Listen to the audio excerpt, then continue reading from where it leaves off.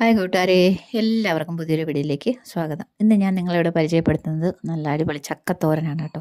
അപ്പം നമ്മുടെ ചക്ക സീസണല്ലേ, നമുക്കപ്പോൾ ഒരു ചക്ക കൊണ്ടൊരു തോരൻ വെച്ചേക്കാവേ. ഇടിച്ചക്കത്തോരനൊന്നുമല്ല, നല്ല വിളഞ്ഞ ചക്കയുടെ വെച്ചാണ് കേട്ടോ. അപ്പം നൈസായിട്ട് നമ്മൾ അരിഞ്ഞ് റെഡിയാക്കി വെച്ചിട്ട് ചട്ടി അടുപ്പത്ത് വെച്ച് അതിൽ എണ്ണ ഒഴിച്ച് കടുക് ഇട്ടുമ്പോൾ നമുക്ക് ചക്ക അതിനകത്തിട്ട് ഉപ്പും കൂട്ടിയിട്ട് നന്നായിട്ട് ഇളക്കി ചെറുതീയിൽ അടച്ചു വയ്ക്കാം കേട്ടോ. വെള്ളം ഒഴിക്കേണ്ട, അടച്ചു വെച്ച് എന്നിട്ട് നമുക്ക് തോരനുള്ള തേങ്ങ ചതച്ചെടുക്കണ്ടേ. അപ്പം കാന്താരിയാണ് ഉപയോഗിക്കുന്നത്. കാന്താരി പച്ചമുളക് എന്തായാലും മതി. കാന്താരി ഇല്ലാത്തൊരു പെന്തുവല്ലേ. കാന്താരിയും വെളുത്തുള്ളി, ജീരകം ഇതെല്ലാം കൂടി ഇട്ട് ആദ്യം മിക്സിയിലൊന്ന് കറക്കും കേട്ടോ, എന്നാലും അതൊന്ന് അരഞ്ഞിട്ടുള്ളൂ.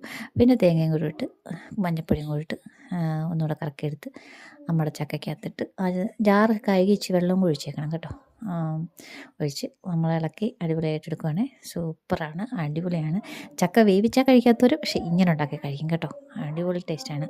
എല്ലാവരും ട്രൈ ചെയ്ത് നോക്കണം. അപ്പം നമ്മുടെ ചക്കത്തോരൻ റെഡി ആയിട്ടുണ്ട്. എല്ലാവരും സബ്സ്ക്രൈബ് ചെയ്ത് സപ്പോർട്ട് ചെയ്യണം. Thank you.